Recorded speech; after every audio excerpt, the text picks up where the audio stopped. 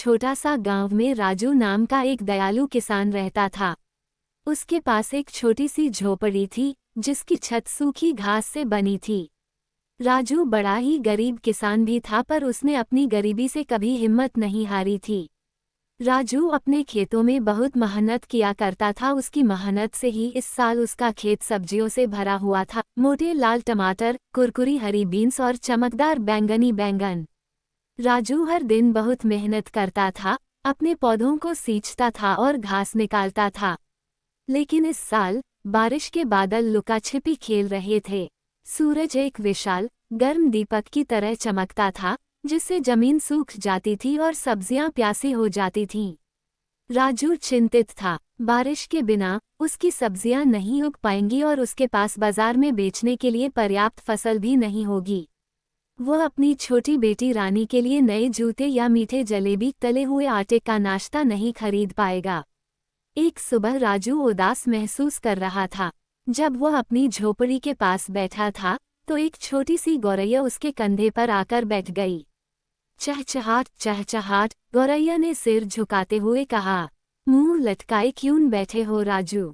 राजू हैरान था। एक बोलने वाली गौरैया। उसने सूखी जमीन और भूखी सब्जियों के बारे में अपनी चिंता बताई। गौरैया ने धैर्यपूर्वक सुना। चिंता मत करो राजू, वह चहचहाई। मुझे एक गुप्त स्थान का पता है। आम के ऊंचे पेड़ के पीछे एक छिपी हुई धारा बहती है। इसका पानी आपकी सब्जियों को फिर से हरा भरा कर देगा। राजू की आंखें चमक उठीं। उसने गौरैया को धन्यवाद दिया और उसकी बताई हुई बातों का पालन किया। सबसे ऊंचे आम के पेड़ के पीछे उसने एक जगमगाती धारा देखी, ठीक वैसे ही जैसा गौरैया ने कहा था। गरीब किसान राजू की कहानी आम के बगीचे से पानी लेके आता हुआ। राजू ने अपनी बाल्टी को ठंडे पानी से भर लिया और वापस अपने खेत की ओर दौड़ पड़ा। उसने ध्यान से प्रत्येक प्यासे पौधे के चारों ओर पानी डाला। सब्जियां खुशी से चहकती हुई लग रही थीं, उनकी पत्तियां चमकीली हरी हो गईं। कुछ दिनों बाद आखिर बारिश आ ही गई। कोमल बूंदें छत पर टप टप टपकी, जिससे राजू का दिल खुशी से भर गया।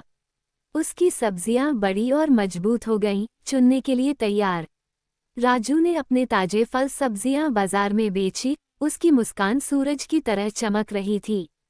उसने रानी के लिए नए जूते और जलेबियों का एक बड़ा डिब्बा खरीदा। मददगार गौरैया और छिपी हुई धारा की बदौलत सभी ने एक स्वादिष्ट भोज का आनंद लिया। उस दिन से राजू कभी भी छोटी गौरैया की दयालुता और छिपी हुई धारा के जादू को नहीं भूला। वह जानता था कि भले ही चीजें मुश्किल लगती हैं, वहाँ हमेशा थोड़ा जादू खोजने के लिए इंतजार कर रहा होता है। थैंक यू दोस्तों। चैनल